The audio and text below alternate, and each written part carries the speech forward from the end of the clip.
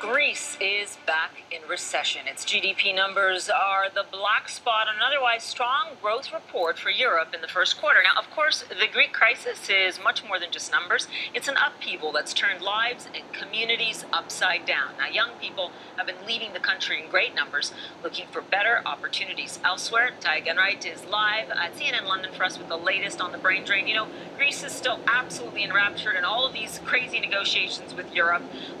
The government having emergency cabinet meetings, the bailout still being renegotiated. In the middle of all this, Greeks saying, look, we want to stay in the Eurozone. And this brain drain issue, isn't this part of the reason why? They want to have other markets to go to.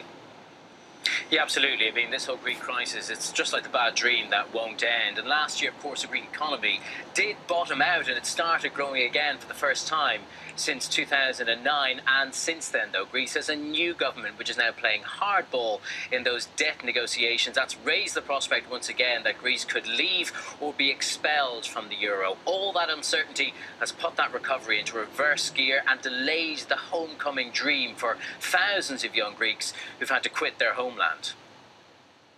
So I've made a couple of successful businesses, my own, and I would prefer these businesses were built and set up in Greece rather than UK. Meet Harilaos Gekas, 27 years old, an ambitious Greek entrepreneur in economic exile in London. He's among 200,000 young Greeks who've left the country since its financial crisis began. Either in London, they're generally UK, Germany, France, all around the world rather than in Greece. With half of young Greeks unemployed at home, it's hardly surprising many are going abroad to find work. But highly educated immigrants who took a survey by the European University Institute said their reasons for leaving were more complex. Only 21% said it was because of unemployment. 19% blamed low wages. 28% said their quality of life was poor, and 50% saw no future for themselves in Greece. I think losing these people is pretty worrying development that's taken place. Now, of course, many may go back when the situation improves. In fact, I'm sure they will, because the Greeks generally love their mother's cooking and they love the weather, so they just don't want to stay abroad. But what you have seen in the past is that there is a big diaspora of Greeks, and they tend to do very well when they're abroad. The important thing is not to lose these people forever. And that's what they're trying to do in this little room at the London Business School. These expats have created a Greek network in the UK, rallying support, offering expertise, and raising money to help their economy back home. We've been called the lost generation, the brain drain, the one that does not make an impact, and we all feel this has to change. And if it does not come from us, our generation, and we leave Greece behind, then nothing will happen. So we have to do it. We have clearly seen that people really want to do something. A lot of young people are abroad.